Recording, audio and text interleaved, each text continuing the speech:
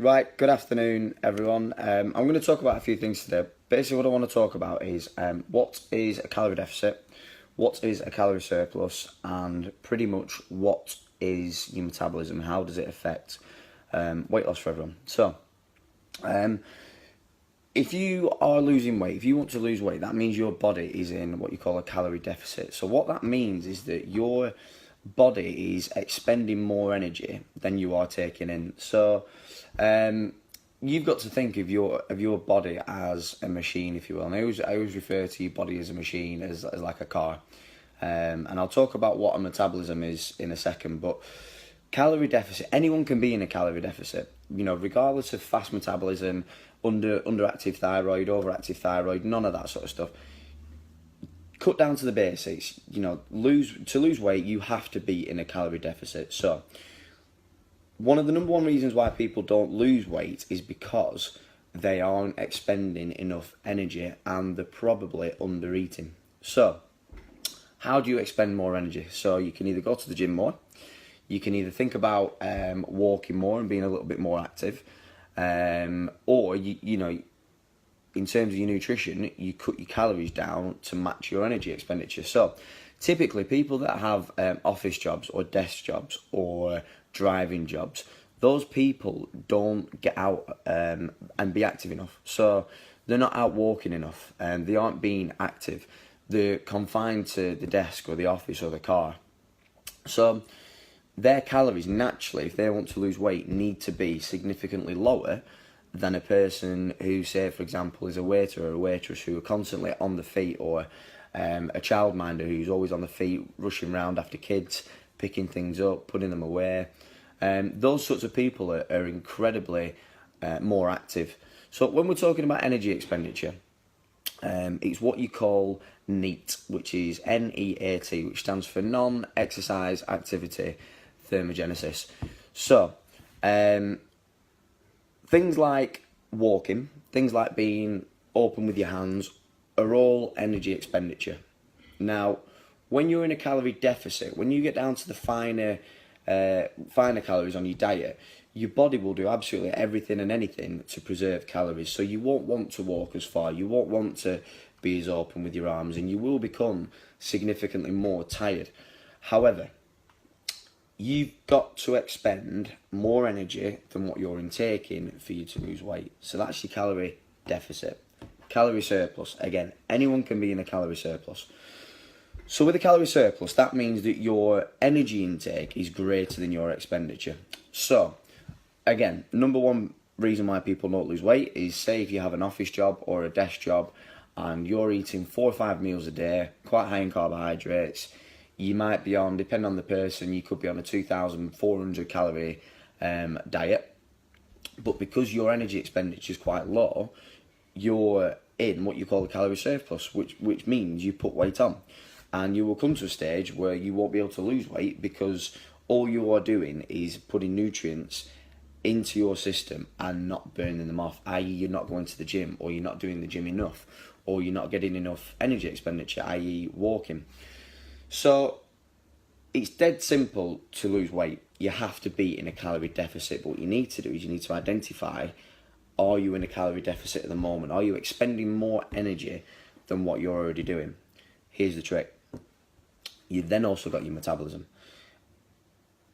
A lot of the time where people fail is they fail when they drop their calories far too low.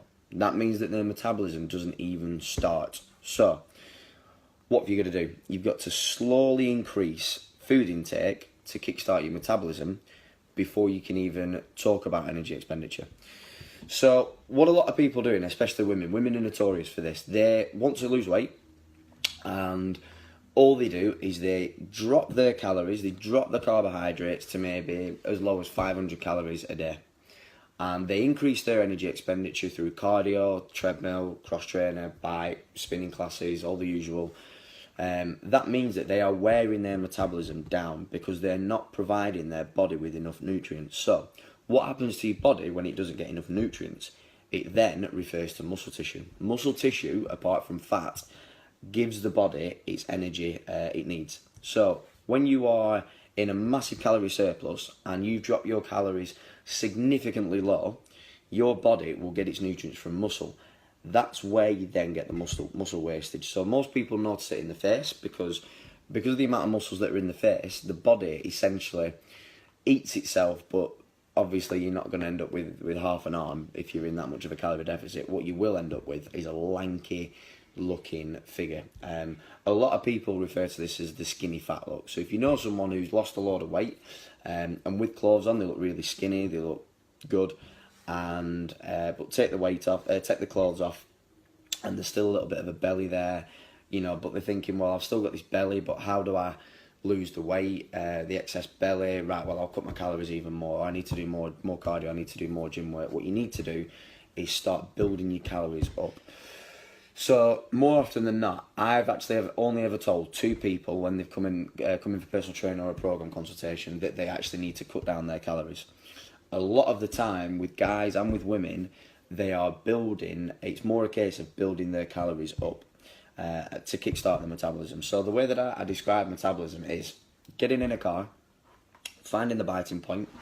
So you've got your foot on the clutch, you've got your foot on the accelerator, you're just about to put it into gear, and you press go, but before you've even done that, you've not put fuel in, and you've not switched the engine on.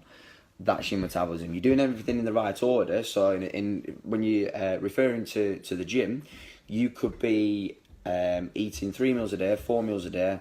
It could even be chicken, broccoli, rice. Could be all your chicken salads, what most people usually eat. You could have something healthy like steak for tea with veg. But let's say, for example, if you have scrambled eggs and smoked salmon for breakfast, for dinner you have a chicken salad, and for tea you have a steak with vegetables of some sort. That overall might reach 1,000 calories, 800 to 1,000 calories, absolute maximum, which for the normal person isn't enough. You know, when you're taking into account energy expenditure, when you're taking into account a person's metabolism, everyone's metabolism is different. But what you can do is you can cause long-term metabolic damage. And like I said, women are notorious for this because they want to lose weight, they want to do it fast, they drop the calories, and they cause the body harm that they don't even know about. Then when it comes to lose weight, it is incredibly hard. You've just got to be patient with it and start feeding your body with a few more calories, even as little as 100 calories a day for a week or two, and just see how your body responds to it. At the end of the day, if you can eat as much as you can and train as little as possible and lose weight, then fantastic. What you don't want to do is throw all your eggs in the basket at once, train your ass off, eat absolutely nothing, and get minimal results. What you want to do is you want to eat as much as you can, train as little as possible, see if you lose weight that way. Then if you are losing weight, fantastic, you don't need to change anything. If you're not losing weight, then you've got a lot of tools in your toolbox to refer to. So you can then either increase your energy expenditure, i.e. going on more walks, add another gym session in, or you can drop your calories, you can drop your carbs, but you'd only need to do it by maybe 100 to 200 a week. You don't need to cut out breakfast, or you don't need to have, you can't eat past 7 p.m. because you'll put weight on. Well, that's rubbish anyway. You've just got to have a plan. But calorie deficit is when you're expending too much energy than you are intaking. Calorie surplus is when you're taking in too much energy than you're expending, and that'll cause weight gain. Or it will cause you not to be losing weight, if you will. So I did a consultation for a guy the other day, and he works in a supermarket, and he is basically walking 22,000 steps a day when he's at work. Now, on average, you say that you walk 1,000 steps, it burns 100 calories. That's the general rule of thumb. So you've got to think that if he's walking 22,000 steps a day, he's burning 2,200 calories before he's even been to the gym. And because of his body type, which I'm going to do another video on body types, because you've got 3 different types of body types. You've got an ectomorph, an endomorph, and a mesomorph. Nutrition has to be tailored to each one of those. So next week's video will probably be on body types. But his body type is an ectomorph. So that means that you could basically feed him with 3,000, even 3,500 worth of calories a day, and he may maintain his weight or even still lose it ever so slightly because his energy expenditure is so high. So when I was doing his nutrition program and his exercise program, I told him that he doesn't need to do cardio because he's walking 22,000 steps a day, and he doesn't need to be eating masses and masses of food, but he needs to be eating good, high quality food because he needs those nutrients in his system. So, calorie deficit, calorie surplus, and look after your metabolism. Eat well, eat healthy, get the calories in if you need them, and just think about your energy expenditures. Think what kind of job you do. Can you expend your energy any more than you already are? Could you possibly park a little bit further away when you go shopping or when you're at work? Can you get up every half an hour at work and just go for a 2-minute walk around the office, then come back, grab some water? All those are ways of expending more energy, which means then that you don't need to cut your calories down and cause your metabolism damage, which is what most people do. So have a think about it, guys. Any questions, just let me know. And yeah, hope you're well. Cheers.